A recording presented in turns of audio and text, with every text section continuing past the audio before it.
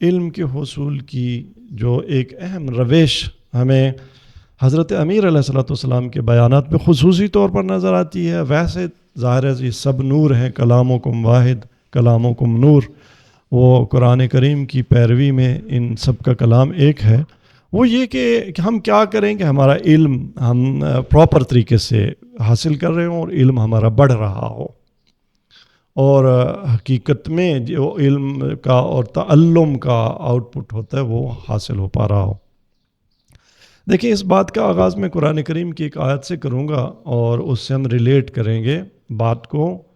اور قرآن کریم کی ایک نورانی آیت ہے جس میں بظاہر آیت کا ظاہر وہ کوئی اتنا علمی جو ہے نا، وہ ہم کہیں جملہ مطلب علمی بات ہے، نعوذ باللہ کوئی کہہ سکتا ہے کہ قرآن نے کیا کہا کہ دروازوں سے اپنے گھروں میں آؤ.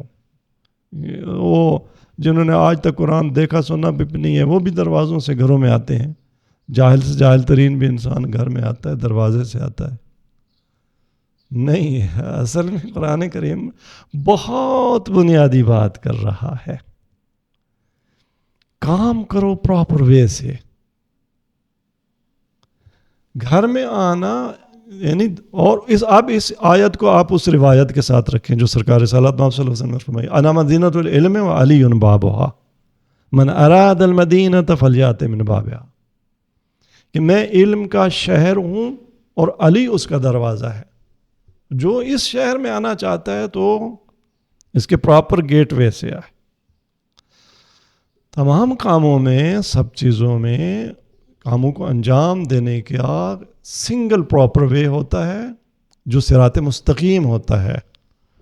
باقی جتنا اس سے دائیں بائیں ہوتے جائیں وہ نسبی طور پر ریلیٹیولی پراپر ہو سکتے ہیں پراپر ویز، لیکن جتنا آپ دور ہوتے جائیں گے اتنا وہ جو ہے نا چور دروازے بنتے جاتے ہیں. تو علم کے حصول کے لیے پراپر وے ہے کیا؟ وہ کیسے ایک شخص کو علم حاصل ہوتا ہے؟ جس سے غفلت کی گئی وہ حضرت امیر نے کم و بیش یہاں پہ میں نے 4-5 آپ کے فرامین نقل کیے ہیں جن میں ایک ہی نقطے کی طرف آپ نے توجہ دلائی ہے. اور وہ اگر ہم ٹائٹل دینا چاہیں اس کو کہ علم کے حصول کی روش، پراپر میتھڈالوجی، اس کا پراپر وے ہے کیا، تو وہ سرکار کے فرامین سے اگر ہم شکار کریں تو ایک جملہ بنتا ہے، ایک لفظ بنتا ہے، سنگل ورڈ، وہ ہے تفکر، ریزننگ، تھنکنگ. کوئی جب تک ہم خود یا ہمارا کوئی اسٹوڈنٹ اس کی ریزننگ پاور اور اس کی ریزننگ کی قوت جو اللہ نے عقل کی صورت میں دی ہے وہ پریکٹس میں نہیں آتی، ہمارے کسی لیکچر میں، ہمارے کسی درس میں، ہمارے کسی سبق میں اگر ہم نے، یا ہمارے، آپ اپنی بات کریں، ہم خود علم کے در پہ ہیں، میں اسٹڈی کر رہا ہوں فرض کریں، اور بس فر پڑھتا جا رہا ہوں، کتاب کو پلٹتا جا رہا ہوں، لیکن میری ریزننگ کی جو فیکلٹی ہے وہ انوالو نہیں ہے، اس پہ بوجھ نہیں آیا، وہ درگیر نہیں ہے، وہ دست و پنجہ اس کا نرم نہیں ہو رہا کسی ایشو کے ساتھ، تو میں نہیں پڑھ رہا. یہ میں اپنے آپ کو فریب دے رہا ہوں، دھوکہ دے رہا ہوں. ہو سکتا ہے میں پوری کتاب ختم کر جاؤں، میں نے فلاں کتاب اسٹڈی کر لی ہے، پوری کتاب الف سے لے کر یہ تک تم نے پڑھ لی، لیکن کسی ایک سطر پہ تمہیں 2 منٹ بھی سوچنا نہیں پڑا، تو اٹ مینس کہ تمہیں کوئی علم حاصل نہیں ہوا، یا کتاب کا متن ایسا تھا اس میں تمہارے لیے علم کی بات تھی ہی نہیں. اس کتاب کو سائڈ پہ رکھ دیں جو تمہاری تھنکنگ کی پاور کو انوالو نہیں کرتی اور تمہیں کچھ دیر کے لیے کتاب بند کر کے سوچنے پہ مجبور نہیں کرتی.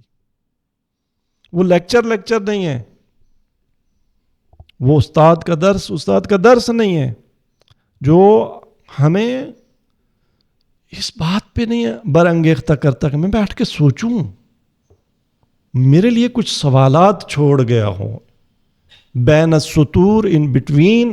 اگر یہ کتاب، اگر یہ استاد، اگر یہ لیکچر، اگر یہ درس میرے لیے کچھ ایسے کوشچنز چھوڑ جاتا ہے کہ جن پہ میں سوچنے پہ مجبور ہوتا ہوں. تو یہ ہے تعلم، یہ ہے تعلیم، یہ ہے تدریس. آپ حکمت نمبر 47 میں ارشاد فرماتے ہیں الفکر و میراث الحکمہ. حکمت کی میراث فکر ہے. ایک اور جگہ آپ نے حکمت نمبر 54 میں ارشاد فرمایا الفکر مرآۃ صافیہ. فکر وہ صاف آئینہ ہے. آپ نے خطبہ نمبر 113 میں ارشاد فرمایا الفکر ینیر العقل.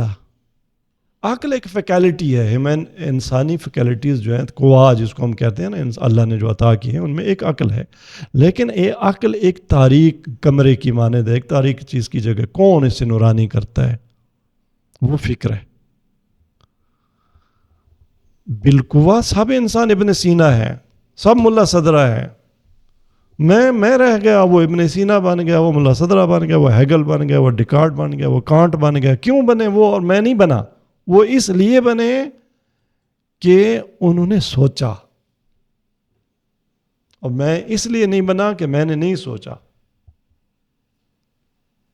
میں نے کانوں سے زیادہ کام لیا، لیکن وہ جو کھوپڑی میں رکھا دماغ تھا اور جس کو میں نے ریزننگ کے کام پہ لگانا تھا اسے نہیں لگایا، وہ ظلمانی رہ گیا. الفکر ینیر العقل. فکر ہے، تفکر ہے جو عقل کو روشن کرتا ہے. آپ نے حکم نمبر 283 میں ارشاد فرمایا من قل فکرو ضل عملو. جس کی تفکر اور فکر قلیل ہوگی اس کا عمل ہی گمراہ ہوگا. ہاں اسی لیے بہت ساری ٹامک ٹوئیاں مارتے ہیں، ہمارے عمل گمراہ ہوتے ہیں، ہمارا عمل ٹھیک رشید عمل نہیں ہوتا. بعد میں ہم پچھتا رہے ہوتے ہیں وہاں میں نے یہ جو بات کی غلط کی، وہ جو قدم اٹھایا غلط کیا، وہ جو حرکت کی وہ غلط تھی.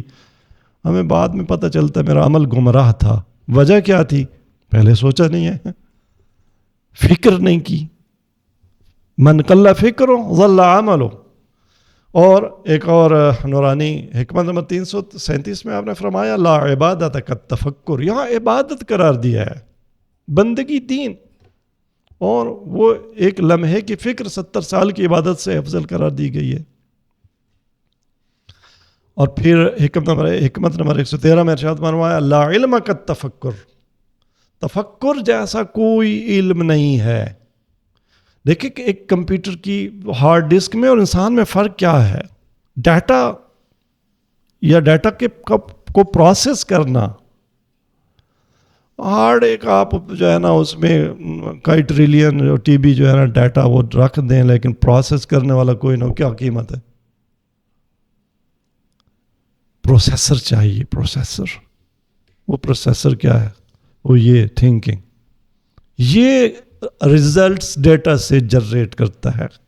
فردر تو نہج البلاغہ سے اب ہم اپنے لیے ایک سبق لیں. اگر نہج البلاغہ میں تعلیم و تربیت کے بنیادی اصولوں کی ہم بات کریں تو دوسرا بنیادی اصول جو نہج البلاغہ میں ہمیں ملتا ہے وہ ریزننگ کی جو انسان کی ایک طاقت ہے اس کو مہمیز اگر ہم لگا سکتے ہیں، ہماری ایجوکیشن لگاتی ہے تو وہ ایجوکیشن ہے، نہیں تو کاروبار ہے، نہیں تو تجارت ہے.